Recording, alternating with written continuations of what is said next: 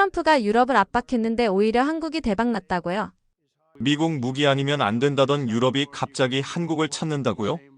독일 총리가 우리는 더 이상 미국의 돈줄이 아닙니다라고 선언한 충격적인 현장이 있었습니다. 처음엔 한국 무기가 뭐가 좋다고 라며 의심했던 유럽 정치인들이 단 몇 달 만에 한국은 신뢰할 수 있는 파트너다라고 인정하기 시작했는데요. 한국이 우리가 원하는 모든 조건을 충족시켰어요. 도대체 한국에서 무엇을 보았기에 지금부터 독일 국방 전문 기자가 직접 목격한 놀라운 반전의 기록을 공개합니다. 이야기를 시작하기 전 영상 아래에 구독과 좋아요 버튼 눌러주세요. 여러분의 작은 응원이 저에게 큰 힘이 됩니다. 저는 독일 베를린에서 15년째 국방 전문 기자로 일하고 있는 안나 슈나이더입니다. 사실 저에게는 더욱 특별한 의미가 있었어요. 제 아버지가 독일 방산연구소에서 일했었는데 미국 무기 의존 정책 때문에 연구소가 문을 닫았거든요. 그때 우리 가족의 삶이 완전히 무너졌어요. 어머니는 아버지에게 미국 아니면 안 된다더니 이게 뭐야? 라고 소리치셨던 기억이 생생해요. 어릴 때부터 저는 미국 아니면 안 된다는 말을 들으며 자랐습니다.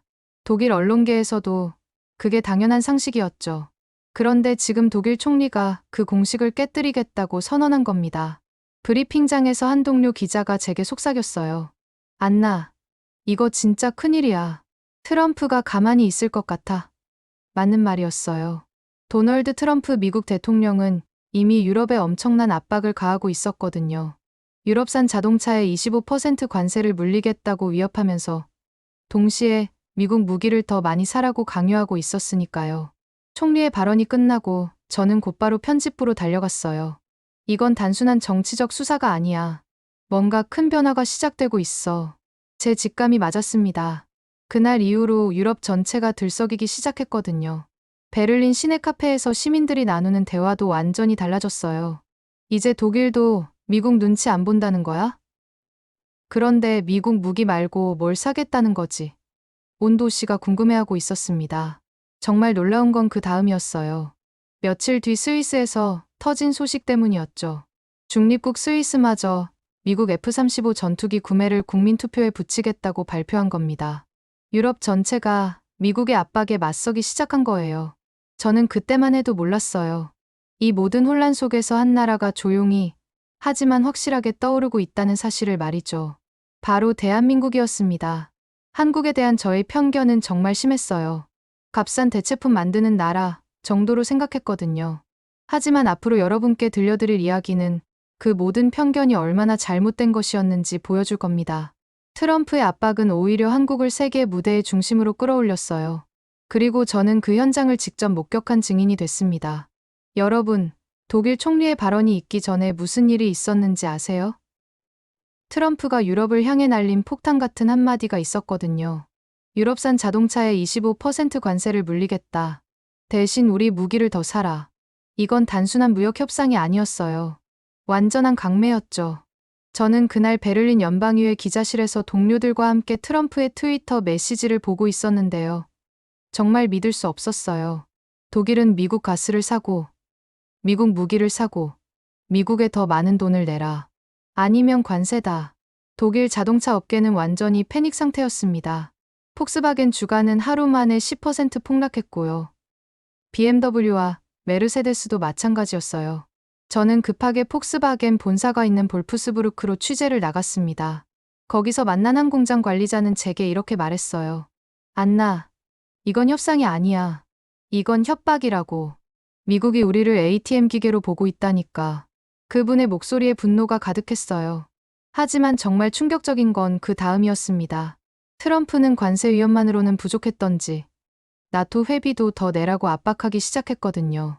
독일은 GDP의 2%를 국방비로 쓴다고 약속했는데 지키지 않고 있다. 약속을 지키지 않으면 미국이 독일을 보호해주지 않겠다. 여러분, 이게 얼마나 무서운 말인지 아세요? 독일이 러시아와 국경을 맞대고 있는 상황에서 미국이 보호를 철회하겠다는 건 완전한 생존의 위협이었어요. 저는 그때 아버지가 했던 말이 생각났습니다. 미국 없이는 아무것도 할 수 없다. 베를린 거리에서 시민들의 반응도 폭발적이었어요.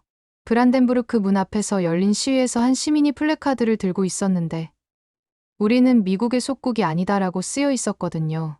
저는 그 장면을 보며 독일 사회의 분노가 얼마나 깊은지 실감했습니다. 프랑스 상황은 더욱 심각했어요. 에마뉘엘 마크롱 프랑스 대통령이 유럽의 전략적 자율성을 외치며 미국의 정면으로 맞서기 시작했거든요. 파리에서 열린 기자회견에서 마크롱은 이렇게 말했어요. 미국이 우리를 파트너가 아닌 부하로 대한다면 우리는 다른 길을 찾을 것이다. 이탈리아도 마찬가지였습니다. 조르자 멜로니 총리가 이탈리아는 미국의 식민지가 아니다라고 공개적으로 발언했어요. 유럽 전체가 들끓고 있었습니다. 저는 그때 유럽 언론들의 반응을 주목했어요. 영국의 파이낸셜 타임스는 트럼프의 유럽 길들이기라는 제목으로 기사를 냈고요. 프랑스 르몽드는 미국의 보호국에서 벗어날 때라는 사설을 실었습니다. 독일 슈피겔도 미국의 ATM에서 벗어나자는 커버 스토리를 만들었죠. 하지만 가장 충격적인 건 스위스의 반응이었어요. 중립국 스위스까지 흔들리기 시작한 거예요. 스위스는 그동안 미국 F-35 전투기 구매를 확정했었는데 갑자기 국방위원회에서 이걸 국민투표에 붙여야 하는 것 아니냐는 목소리가 나오기 시작했거든요. 베른에서 만난 한 스위스 의원은 제게 이렇게 말했어요. 우리가 왜 미국 눈치를 봐야 하죠? 스위스는 중립국인데 말이에요. 우리 돈으로 우리가 원하는 무기를 사면 되는 것 아닙니까? 그 순간 저는 깨달았습니다. 트럼프의 압박이 오히려 유럽을 각성시키고 있다는 사실을 말이에요. 유럽이 미국의 그늘에서 벗어나려고 하고 있었던 거죠. 그런데 정말 놀라운 건 그때부터였어요. 유럽 정치인들이 대안을 찾기 시작했거든요. 그리고 그 대안 목록에서 자꾸만 한 나라 이름이 등장하기 시작했습니다. 바로 대한민국이었어요. 여러분, 중립국 스위스가 얼마나 보수적인 나라인지 아세요? 이 나라는 2차 대전 때도 냉전 때도 철저하게 중립을 지켜왔거든요. 그런 스위스에서 벌어진 일은 정말 상상도 못한 일이었습니다. 베른 국회의 사당에서 열린 국방위원회 회의. 저는 그 현장에 있었어요. 위원장이 회의를 시작하자마자 한 의원이 손을 번쩍 들었습니다. 위원장님, F-35 구매건을 국민투표에 붙여야 합니다. 회의실이 순간 조용해졌어요. 스위스는 이미 F-35 도입을 결정한 상태였거든요. 그런데 갑자기 국민투표를 하자고. 저는 귀를 의심했습니다. 그 의원은 계속 말했어요. 국민의 세금으로 무기를 사는데 왜 국민이 선택권이 없어야 합니까? 미국이 우리에게 강요한다고 해서 우리가 굴복해야 합니까? 다른 의원이 맞받아쳤습니다. 그럼 대안이 있다는 말입니까? F-35만큼 성능이 좋은 전투기가 어디 있어요? 그때 놀라운 대답이 나왔어요. 있습니다. 한국의 KF-21을 검토해봐야 합니다. 여러분, 그 순간 제가 얼마나 놀랐는지 아세요? 한국, 스위스 국회에서 한국 전투기 이름이 나온 거예요. 저는 펜으로 메모를 하다가 잠깐 멈췄습니다. 한국이 전투기를 만들어? 회의가 끝나고 저는 그 의원을 따라 나섰어요. 의원님, 한국 전투기에 대해 어떻게 알고 계신가요? 그분의 대답은 더욱 놀라웠습니다. 폴란드가 선택했잖아요. 폴란드가 바보 같아 보이세요? 맞는 말이었어요. 폴란드는 이미 한국 FA-50 전투기를 대량 주문한 상태였거든요. 하지만 저는 그때까지도 그냥 값싼 무기라고 생각했었어요. 그 주말, 베른 시내 중심가에서 놀라운 장면을 목격했습니다. 시민들이 우리 돈으로 우리가 선택한다는 플래카드를 들고 행진하고 있었거든요. 젊은 대학생부터 할아버지까지 모두 함께였어요. 한 할머니가 제게 다가와서 말했어요. 기자님, 우리가 왜 미국 눈치를 봐야 해요? 우리 돈인데 우리가 원하는 걸 사면 되잖아요. 그 할머니의 눈빛에서 강한 의지를 느꼈습니다. 시위대 중에 한 젊은 남성이 들고 있던 피켓이 특히 인상적이었어요. 한국도 검토하자라고 쓰여 있었거든요. 저는 그에게 물어봤어요. 왜 한국이에요? 한국은 조건을 붙이지 않아요. 미국처럼 이것도 사라, 저것도 사라 하지 않거든요. 그냥 좋은 무기를 적정한 가격에 팔아요. 그의 대답이 제 머릿속을 복잡하게 만들었습니다. 다음 주 국방위원회에서는 더 구체적인 논의가 이어졌어요. 한 의원이 자료를 들고 나왔는데 KF-21의 재원과 시험 비행 영상이었습니다. 여러분, 이 전투기는 사점 후 세대 전투기예요. F-35와 비교해도 전혀 뒤지지 않습니다. 저는 그 자료를 유심히 봤어요. 솔직히 놀랐습니다. 한국이 이런 수준의 전투기를 개발했다는 게 믿어지지 않았거든요. 제가 가지고 있던 편견이 얼마나 잘못된 것인지 깨닫기 시작했어요. 회의 후복도에서 만난 국방 전문가는 제게 이렇게 말했어요. 안나, 한국을 우습게 보면 안 돼요. 이미 세계 무기 시장에서 엄청난 강자거든요. 우리가 모르고 있었을 뿐이에요. 그날 저녁 호텔로 돌아와서 한국 방산업체들을 검색해봤어요. 한화시스템, KAI, 현대로템. 생소한 이름들이었지만 이들이 만든 무기들의 성능 데이터를 보고 깜짝 놀랐습니다. 특히 놀라운 건 납기였어요. 미국은 주문하면 2년에서 3년을 기다려야 하는데 한국은 6개월에서 1년이면 납품이 가능하다는 거였어요. 그것도 정치적 조건 없이 말이죠. 스위스 국민투표 논란은 계속 확산됐어요. 여론조사 결과 국민 중 60%가 다른 대안도 검토해봐야 한다고 응답했거든요. 그리고 그 대안 1순위가 바로 한국이었습니다. 취리히에서 만난 한 시민은 제게 이렇게 말했어요. 미국은 우리를 압박하지만 한국은 그러지 않아요. 한국은 그냥 좋은 제품을 만들어서 우리에게 선택권을 줘요. 이게 진짜 파트너 아니에요? 그때부터 한국이라는 나라에 대한 제 시각이 바뀌기 시작했습니다. 이들은 단순히 값싼 무기를 만드는 나라가 아니라 유럽이 원하는 조건을 모두 충족시킬 수 있는 신뢰할 만한 파트너였던 거예요. 스위스의 충격파가 유럽 전체로 퍼져나갔어요. 그리고 가장 먼저 반응한 곳이 바로 제가 살고 있는 독일이었습니다. 베를린 연방의회에서 열린 국방위원회 회의. 저는 기자석에서 숨을 죽이고 지켜보고 있었어요. 회의 주제는 독일 방산업체 지원 방안이었는데 갑자기 한 의원이 예상치 못한 질문을 던졌습니다. 위원장님, 폴란드가 선택한 한국 무기는 왜 우리 선택지가 될 수 없습니까? 회의실이 조용해졌어요. 독일 의회에서 한국 무기를 직접 거론한 건 처음이었거든요. 저는 펜을 든 손에 힘이 들어갔습니다. 드디어 독일에서도 한국이 언급되기 시작한 거예요.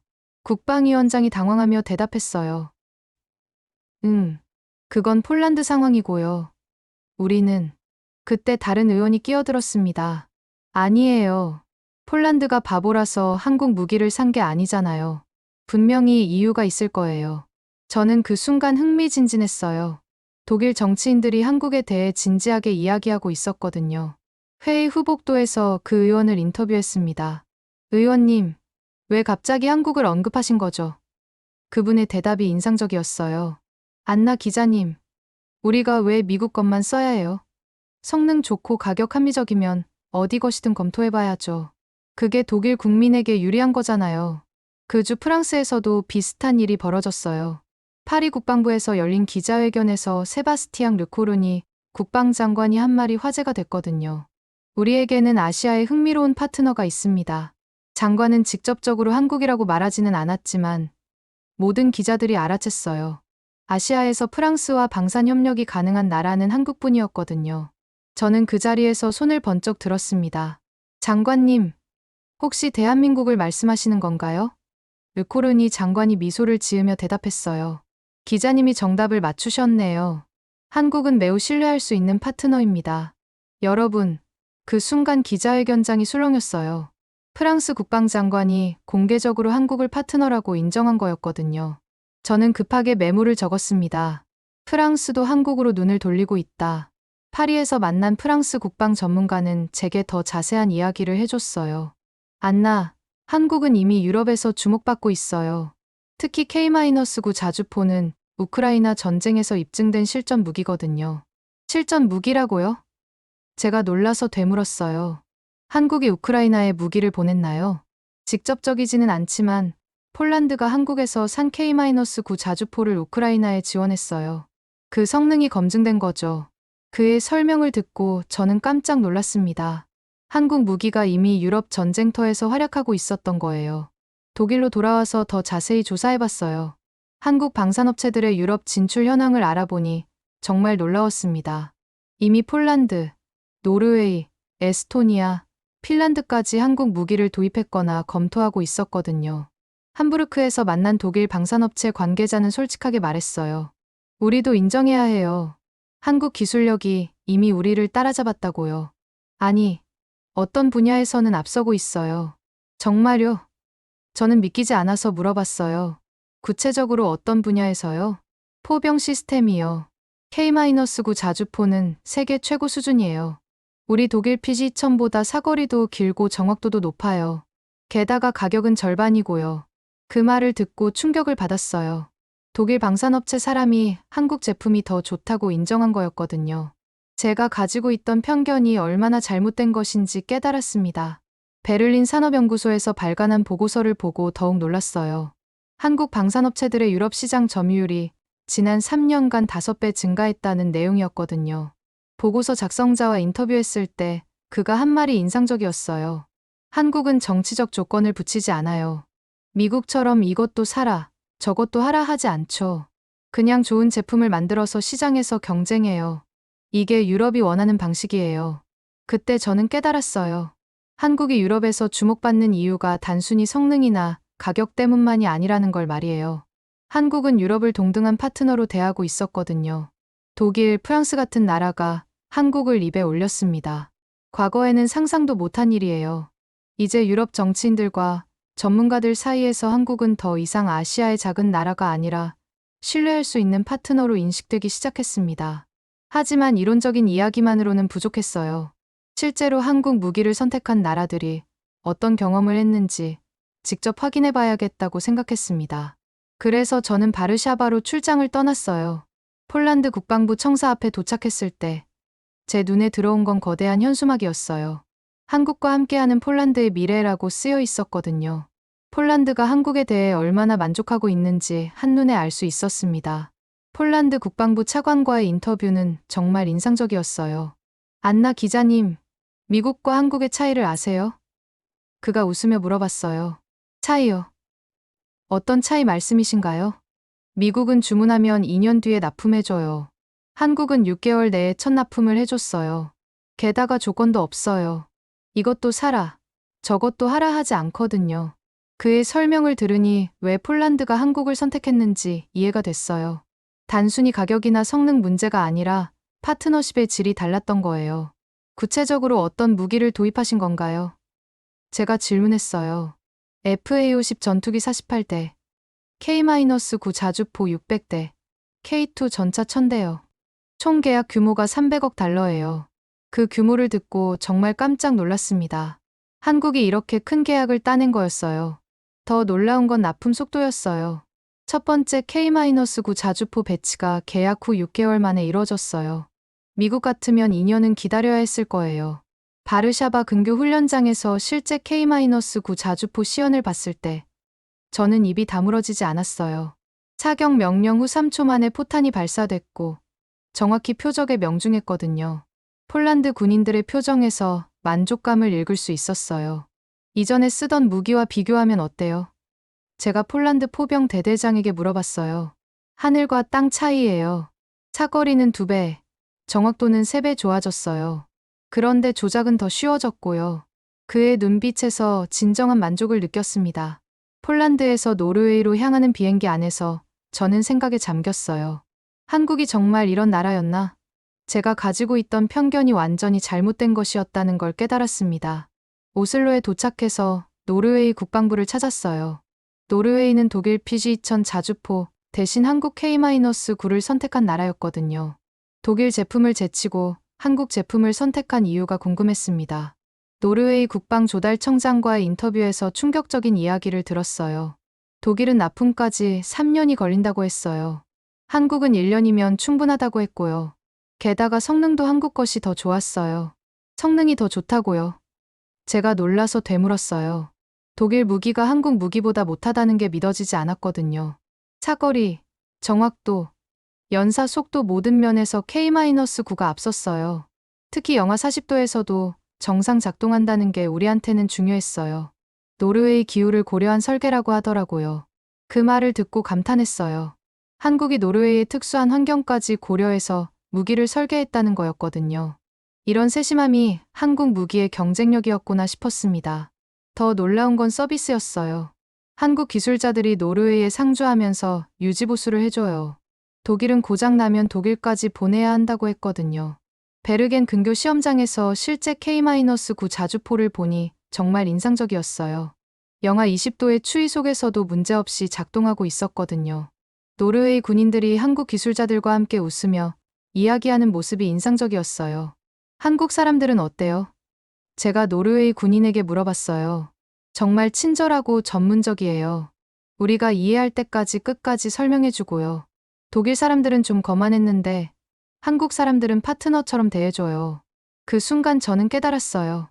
한국의 진짜 경쟁력은 단순히 무기 성능이 아니라 고객을 대하는 마음가짐이었다는 걸 말이에요. 오슬로로 돌아오는 길에 만난 노르웨이 국방 전문가는 제게 이런 말을 했어요. 안나, 한국은 단순히 무기를 파는 게 아니에요. 파트너십을 팔고 있어요.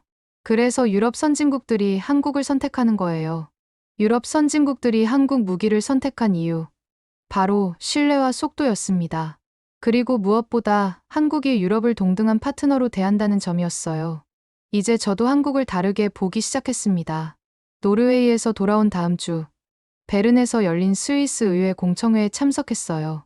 주제는 F-35 대안 검토였는데 그 자리에서 제 인생을 바꾼 순간을 맞이했습니다. 공청회장에 들어서자마자 대형 스크린에 떠오른 화면을 보고 깜짝 놀랐어요. KF-21 전투기 영상이 재생되고 있었거든요. 세련된 디자인의 회색 전투기가 하늘을 가르며 날아가는 모습이 정말 인상적이었습니다. 발표를 맡은 스위스 국방 전문가가 마이크를 잡았어요. 여러분, 이것이 바로 한국이 개발한 KF-21 보라매입니다. 4.5 세대 전투기로 F-35와 동급의 성능을 자랑합니다. 저는 귀를 의심했어요. 한국이 4.5 세대 전투기를 만들었다고. 그것도 F-35와 비교한다고. 제가 알고 있던 한국은 그런 수준의 기술력을 가진 나라가 아니었거든요. 구체적인 성능을 보시겠습니다. 전문가가 계속 설명했어요. 최대 속도 마하 1.8, 작전 반경 900km, 공대공 미사일 6발 탑재 가능합니다. F-35와 거의 동일한 성능이죠. 회장에서 한 의원이 손을 들었어요. 그런데 실제로 비행 테스트는 해봤나요? 아직 개발 단계 아닌가요? 이미 수백 회의 시험 비행을 완료했습니다. 전문가가 자신 있게 대답했어요. 그러더니 실제 비행 영상을 보여줬는데 정말 놀라웠어요. KF-21이 하늘에서 완벽한 기동을 보여주고 있었거든요. 특히 인상적인 건 수직 상승 장면이었어요. 전투기가 거의 로켓처럼 치솟아 오르더니 공중에서 급선회를 하는 모습이 정말 장관이었습니다. 회장에서 감탄사가 터져나왔어요. 가격은 어떻습니까? 다른 의원이 질문했어요. F-35 가격의 약 60% 수준입니다. 게다가 정치적 조건이나 사용 제한이 없어요. 그 대답을 들은 순간 회장이 술렁거렸어요. 저는 그때 깨달았어요. 제가 한국에 대해 얼마나 무지했는지를 말이에요. KF-21은 세계에서 몇 나라만이 개발할 수 있는 4.5 세대 전투기였던 거예요. 미국, 러시아, 중국, 유럽 다음으로 한국이 해낸 거였습니다. 공청회 후복도에서 그 전문가를 인터뷰했어요. 정말 한국이 이런 전투기를 개발했나요? 믿기지 않아요. 그가 웃으며 대답했어요. 안나 기자님, 한국을 너무 과소평가하셨네요. 한국은 이미 세계 군사 강국이에요. 단지 조용히 해왔을 뿐이죠. 조용히 해왔다고요? 네. 한국은 자랑하거나 과시하지 않아요. 그냥 묵묵히 기술을 개발하고 좋은 제품을 만들어내죠. 그래서 세계가 뒤늦게 알아채는 거예요. 그 말이 제 마음에 깊이 박혔어요. 한국은 정말 조용한 강국이었던 거예요. 추리히로 돌아가는 기차 안에서 저는 한국 항공우주 산업에 대해 더 자세히 검색해봤어요. 그리고 또 한 번 놀랐습니다. KAI라는 회사가 T-50 고등훈련기, 수리온 헬기, 그리고 KF-21까지 모두 개발했다는 거였어요. 특히 T-50은 이미 세계 여러 나라에서 사용하고 있었어요. 이라크, 인도네시아, 태국, 필리핀. 한국 항공기가 이미 세계 곳곳을 날고 있었던 거예요. 더 놀라운 건 KF-21의 개발 과정이었어요. 한국이 독자적으로 설계하고 제작한 전투기였거든요. 물론 일부 부품은 외국산을 사용했지만 핵심 기술은 모두 한국 것이었어요. 호텔에서 KF-21 시험 비행 영상을 다시 보니 정말 감동적이었어요. 한국 조종사가 하늘에서 완벽한 비행을 선보이는 모습을 보며 저는 눈물이 날 뻔했습니다. 제 아버지가 독일 방산연구소에서 꿈꿨던 것들을 한국이 이뤄내고 있었던 거예요.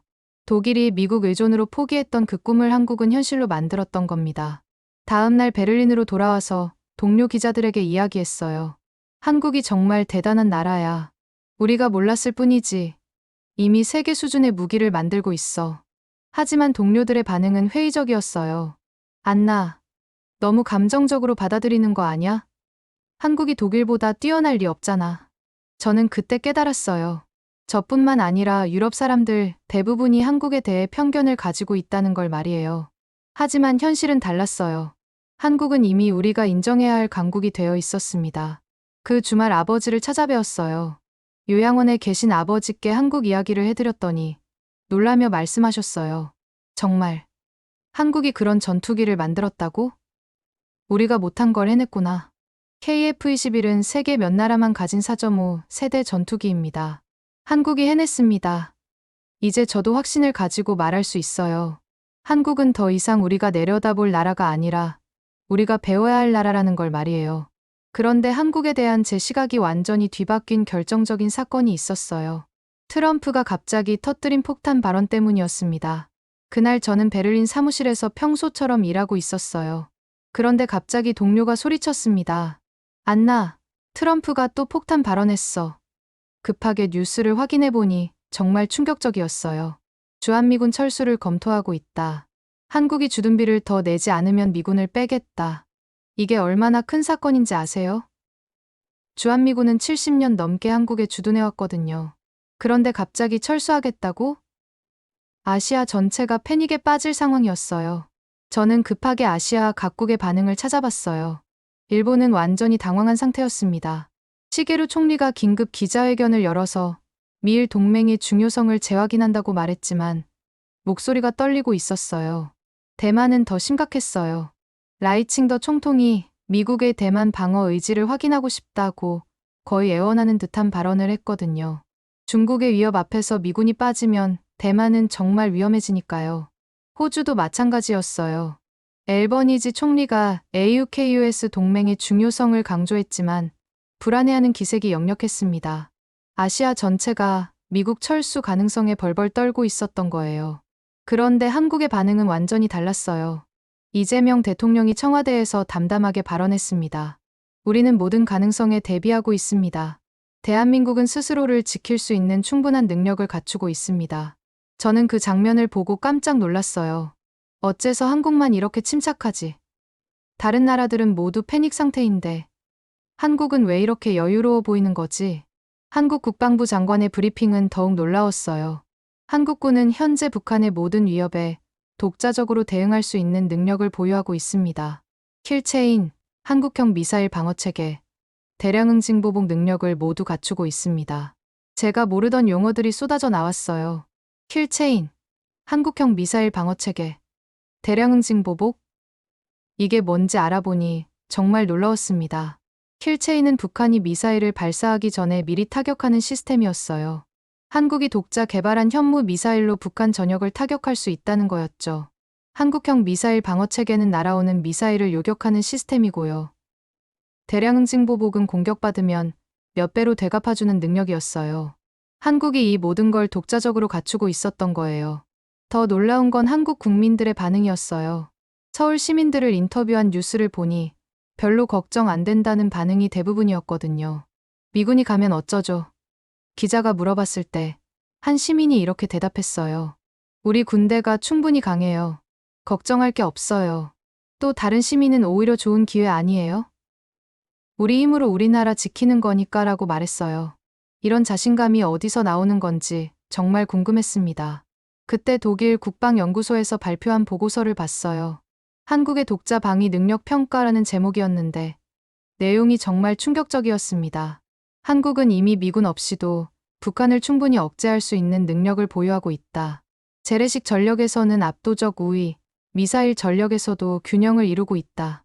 보고서 작성자와 전화 인터뷰를 했을 때 그가 한 말이 인상적이었어요. 안나, 한국은 조용히 준비해왔어요. 세계가 모르는 사이에 엄청난 군사력을 구축했어요. 구체적으로 어떤 능력을 말씀하시는 건가요? 현무 미사일은 사거리 800km예요. 북한 전역을 타격할 수 있죠. KF-21 전투기, K2 전차, K-9 자주포 모두 세계 최고 수준이에요. 이미 미군 의존에서 벗어났어요. 그 순간 저는 깨달았어요. 한국이 이렇게 침착할 수 있는 이유를 말이에요. 이미 준비가 다 끝나 있었던 거예요. 다른 나라들이 미국 눈치를 보며 벌벌 떨 때 한국은 묵묵히 자립 능력을 키워왔던 거였어요. CNN에서 나온 분석도 비슷했어요. 한국은 미국 철수에 가장 잘 준비된 아시아 국가다. 독자 방위 능력이 이미 완성 단계에 이르렀다. 미국이 철수하겠다고 협박해도 한국은 두려워하지 않았습니다. 이미 준비가 끝나 있었던 겁니다. 여러분, 이게 바로 진짜 강국의 모습 아닐까요? 남에게 의존하지 않고 스스로 설 수 있는 나라 말이에요. 한국의 진정한 실력을 확인한 결정적 순간이 있었어요. 미넨에서 열린 국제 안보 포럼에서였습니다. 매년 미넨에서 열리는 이 포럼은 세계 안보 전문가들이 모이는 최고 권위의 회의예요. 미국, 러시아, 중국, 유럽의 국방장관들이 모두 참석하는 자리거든요. 저는 이 포럼을 10년 넘게 취재해왔는데 한국은 항상 조용한 참관자 역할이었어요. 그런데 올해는 달랐습니다. 한국 국방부 차관이 메인 세션에서 발표하게 된 거예요. 아시아 세션이 아니라 메인 세션에서 말이에요. 저는 정말 놀랐습니다. 발표 당일 미넨 호텔 바이에리셔 호프 대회의장은 만석이었어요. 평소 한국 발표에는 관심이 없던 유럽 전문가들이 모두 참석했거든요. 분명 한국에 대한 관심이 높아졌다는 증거였어요.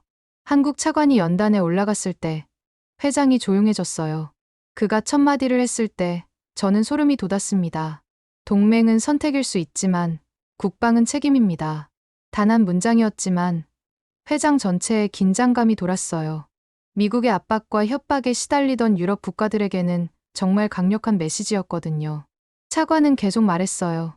한국은 70년간 동맹의 가치를 믿어왔습니다. 하지만 동맹국이 우리를 압박하고 협박한다면 우리는 스스로의 길을 찾을 것입니다. 회장에서 웅성거림이 일었어요. 한국이 이렇게 당당하게 말하는 걸 처음 봤거든요. 평소 조용했던 한국이 갑자기 목소리를 낸 거였어요. 한국은 이미 독자 방위 능력을 완성했습니다. 킬체인, 한국형 미사일 방어체계, 대량 응징 보복 능력을 모두 갖추었고요. 현무 미사일로 북한뿐만 아니라 주변국 어떤 위협도 대응할 수 있습니다. 그때 독일 국방장관이 손을 들었어요. 구체적으로 어떤 능력을 말씀하시는 건가요? 한국 차관의 대답이 정말 인상적이었어요. 독일이 개발 중인 IRIS-T 미사일과 비슷한 성능의 천궁 미사일을 이미 실전 배치했습니다. 사거리는 더 길고 요격 확률은 더 높습니다. 회장이 술렁거렸어요. 독일이 개발하는 최신 미사일보다 한국 미사일이 더 좋다는 얘기였거든요. 독일 국방장관의 표정이 굳어졌어요. 프랑스 대표가 또 질문했어요. 한국이 유럽과 협력할 의향이 있나요? 물론입니다. 차관이 즉시 대답했어요. 하지만 우리는 동등한 파트너십을 원합니다. 일방적인 의존 관계가 아니라 상호 이익이 되는 협력을 말이죠. 그 순간 저는 깨달았어요. 한국이 유럽에 메시지를 보내고 있다는 걸 말이에요. 우리는 준비됐다.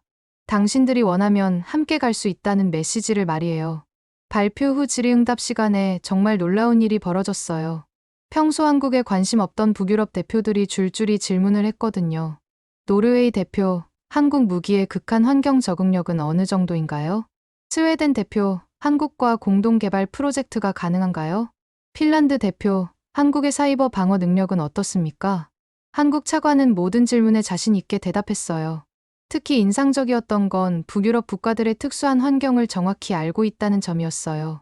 노르웨이의 영하 40도 환경에서도 K-9 자주포는 정상 작동합니다. 이미 테스트를 완료했고요. 스웨덴과는 차세대 전투기 공동 개발도 검토할 수 있습니다. 한국의 KF-21 기술을 공유할 의향이 있어요. 한국의 사이버 방어 능력은 세계 최고 수준입니다. 북한의 지속적인 사이버 공격을 막아내며 기술을 발전시켜왔거든요. 발표가 끝나고 휴식 시간에 정말 놀라운 광경을 목격했어요. 유럽 대표들이 한국 차관 주변으로 몰려들었거든요. 명함을 주고받으며 개별 미팅을 요청하는 모습이 인상적이었어요. 제 옆자리에 앉아있던 NATO 전문가가 제게 속삭였어요. 안나, 이제 한국을 무시할 수 없겠군. 저 자신감이 어디서 나오는지 알겠어? 어디서 나온다고 생각하세요? 제가 물어봤어요. 실력에서 나오는 거야. 한국은 이미 준비가 끝났어. 우리가 뒤늦게 알아채고 있는 것뿐이지. 그날 저녁 호텔 바에서 만난 스위스 국방 전문가는 제게 이런 말을 했어요. 오늘 한국 발표를 듣고 확신했어. 우리가 F-35 대신 KF-21을 선택해도 전혀 문제없겠다고 말이야. 세계가 한국의 말을 경청하기 시작했습니다. 여러분, 이제 한국은 듣는 나라가 아니라 말하는 나라가 된 겁니다. 그리고 그 말에는 실력이 뒷받침되어 있어요. 위넨 포럼 이후 유럽 전체에 한국 열풍이 불기 시작했어요. 그리고 저는 그 변화를 직접 목격하게 됐습니다. 파리에서 열린 유럽 방산전 시회에 갔을 때 정말 놀라운 광경을 봤어요. 한국 업체들 부스 앞에 줄이 끝없이 늘어서 있었거든요. 한화시스템, KAI, 현대로템 부스는 발 디딜 틈이 없었어요. 특히 인상적이었던 건 유럽 기자들의 반응이었어요. 영국 제인스 디펜스의 기자가 제게 이렇게 말했더라고요. 안나, 한국이 이런 나라였어? 완전히 몰랐는데. 저도 마찬가지였어요. 제가 솔직하게 대답했어요. 우리 모두 한국을 과소평가했던 것 같아요. 전시회에서 만난 프랑스 탈레스 관계자는 더 직설적이었어요. 솔직히 말하면 우리가 한국을 경쟁 상대로 본 적이 없었어요. 그런데 지금은 다르죠. 한국이 우리보다 앞선 분야가 많아요. 독일 라인메탈 부스에서 일하는 직원도 비슷한 이야기를 했어요. K-9 자주포 때문에 우리 PG2000 주문이 줄고 있어요. 성능도 좋고 가격도 저렴하니까 당연하죠. 그날 저녁 런던 파이낸셜 타임스에서 흥미로운 기사가 나왔어요. 한국은 정치적 조건 없이 신뢰를 판다는 제목이었거든요. 기사 내용이 정말 인상적이었습니다. 미국은 무기를 팔면서 이것도 사라, 저것도 하라고 조건을 붙인다. 하지만 한국은 다르다. 그냥 좋은 제품을 적정한 가격에 판다. 구매국의 정치적 선택을 강요하지 않는다. 며칠 후 베를린 연방의회에서 정말 상징적인 일이 벌어졌어요. 국방위원회 공개회의에서 한국 무기가 공식 의제로 다뤄진 거예요. 한국 K-9 자주포 도입 검토라는 안건이 올라왔을 때 저는 정말 감동했어요. 독일 의회에서 한국 무기를 정식으로 논의하다니 10년 전에는 상상도 못할 일이었거든요. 한 의원이 이렇게 말했어요. 폴란드가 도입한 K-9 자주포의 성능이 우리 PG-1000보다 뛰어나다는 보고가 있습니다. 왜 우리는 검토하지 않는 건가요? 국방부 차관이 대답했어요. 현재 한국 측과 기술 협의를 진행하고 있습니다. 긍정적으로 검토하겠습니다. 회의 후복도에서 그 의원을 인터뷰했는데 그의 말이 인상적이었어요. 안나, 이제 시대가 바뀌었어요. 미국 것이 최고라는 고정관념에서 벗어나야 해요.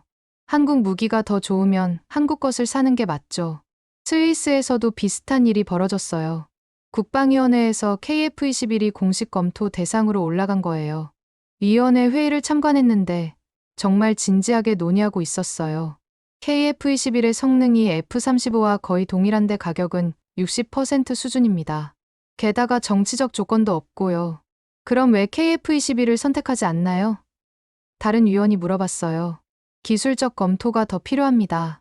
하지만 충분히 고려할 만한 대안입니다. 나토 본부 브뤼셀에서도 한국이 화제였어요. 나토 사무총장 스톨텐베르그가 기자회견에서 이렇게 말했거든요. 나토는 회원국이 아닌 국가들과도 건설적인 협력을 추진하고 있습니다. 한국은 매우 중요한 파트너입니다. 나토에서 한국을 매우 중요한 파트너라고 공식 언급한 건 처음이었어요. 저는 그 변화의 의미를 정확히 알고 있었습니다. 한국이 이제 서방 세계의 핵심 파트너로 인정받기 시작한 거예요. 암스테르담에서 열린 유럽 안보 컨퍼런스에서 만난 네덜란드 전문가는 제게 이런 말을 했어요. 한국의 성공 비결이 뭔지 알아? 겸손함이야. 자랑하지 않고 조용히 실력을 쌓았어. 그리고 필요할 때 보여줬지. 그 말이 제 마음을 울렸어요. 정말 그랬어요. 한국은 소란스럽게 자랑하지 않고 묵묵히 기술을 발전시켰어요. 그리고 세계가 필요로 할 때 그 실력을 보여준 거였죠. 오스트리아 빈에서 만난 중립국 전문가들도 한국에 대해 이야기하고 있었어요. 한국은 중립국들에게 완벽한 파트너야.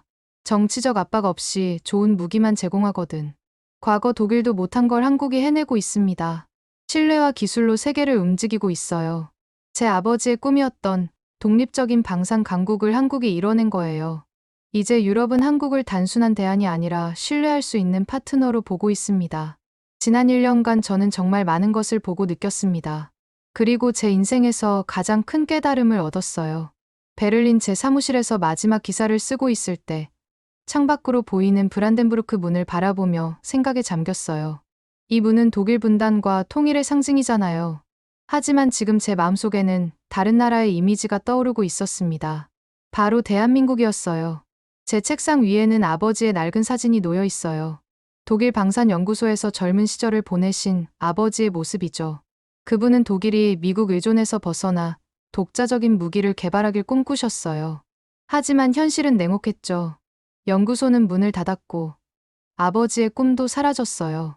그런데 지금 한국이 아버지의 그 꿈을 현실로 만들고 있어요. 독자적인 전투기, 미사일, 전차, 자주포. 모든 걸 스스로 만들어내고 있죠. 게다가 세계 최고 수준의 품질로 말이에요. 지난 1년 동안의 취재를 정리하며 저는 깨달았어요. 트럼프의 압박이 오히려 한국에게는 기회가 됐다는 것을 말이에요. 유럽이 미국 의존에서 벗어나려 할 때 한국이 바로 그 대안이 되어준 거였어요. 폴란드에서 만난 K-9 자주포, 노르웨이에서 본 한국 기술자들의 모습, 스위스 의회에서 진지하게 논의되는 KF-21. 이 모든 것들이 한국의 진짜 실력을 보여주는 증거들이었어요. 특히 미넨 안보 포럼에서 한국 차관이 한 말이 계속 머릿속에 맴돌아요. 동맹은 선택일 수 있지만 국방은 책임입니다. 이 한마디가 한국이라는 나라의 철학을 보여주는 것 같았어요. 한국은 누구에게도 의존하지 않고 스스로의 길을 찾았어요.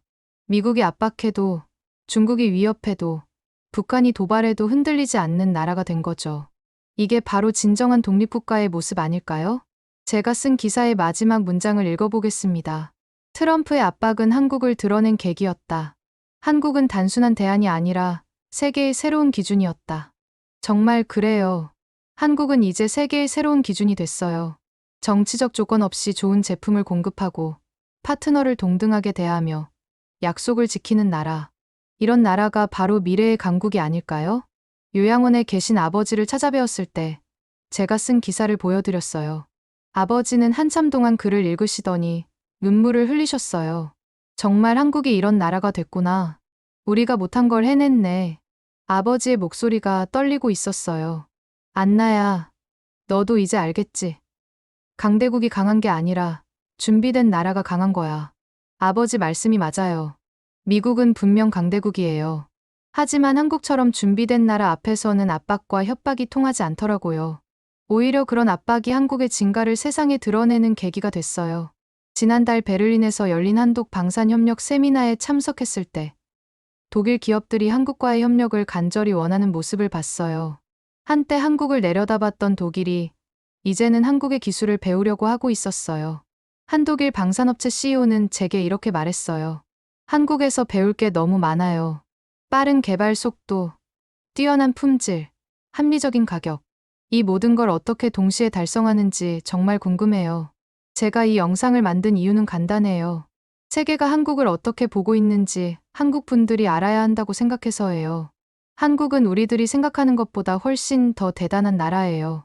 한국 전쟁 후 폐허에서 시작해서 지금 세계 10위권 경제 대국이 된 것도 놀라운데 이제는 군사 강국까지 됐어요. 그것도 남에게 의존하지 않고 스스로의 힘으로 말이에요. 어르신들, 우리가 살아온 세월 동안 배운 건 분명합니다. 강대국이 강한 게 아니라 준비된 나라가 강한 겁니다. 그리고 지금 그 나라는 바로 대한민국입니다. 한국이 보여준 것은 단순히 무기 기술의 발전이 아니에요. 자주독립 정신의 승리예요. 누구에게도 굽히지 않고 당당하게 자신의 길을 걸어가는 나라. 그게 바로 지금의 한국입니다. 여러분, 자랑스러워하세요. 대한민국이라는 나라를 말이에요. 오늘 이야기가 마음에 드셨다면 좋아요와 구독 부탁드립니다. 그리고 특별히 오늘은 공유도 부탁드려요. 한국의 진짜 실력을 모르는 누군가에게 이 이야기가 작은 깨달음이 될 수 있도록 널리 공유해 주세요. 다음에도 세계가 바라본 대한민국의 놀라운 이야기로 찾아뵙겠습니다. 글로벌 코리아였습니다. 감사합니다.